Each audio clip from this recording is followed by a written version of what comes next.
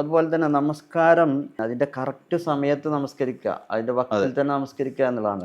പക്ഷെ അതിലൊരാൾ ഉറങ്ങിപ്പോയി, ഉറങ്ങിയിട്ട് ഒരുപാട് നമസ്കാരത്തിൻ്റെ സമയം കഴിഞ്ഞു, സമയം കഴിഞ്ഞിട്ടാണ് അയാൾ എണീക്കുന്നത്. അപ്പോൾ ആ സമയത്താണ് അദ്ദേഹം എണീക്കുന്നതെങ്കിൽ അദ്ദേഹം എന്താണ് ചെയ്യേണ്ടത്?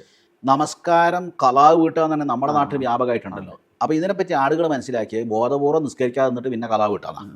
എന്നുവെച്ചാൽ ദുഹറിൻ്റെ സമയത്ത് പ്രത്യേകിച്ച് സ്ത്രീകളൊക്കെ ദുഹറിൻ്റെ സമയത്തൊക്കെ അവർ വീട്ടുപണിയിലും അടുക്കള പണിയിലൊക്കെ കൂടി വയ്ക്കും.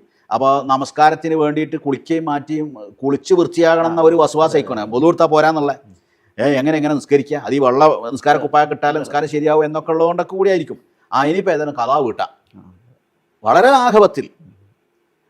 അത് ഇസ്ലാമിലമല്ല.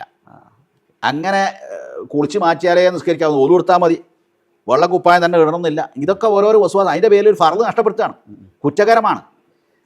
അപ്പോൾ അതുകൊണ്ട് ഖളാ വീട്ടുക എന്നത് ആകെ വന്നിട്ടുള്ളത് രണ്ട് കാരണത്തിലാണ്.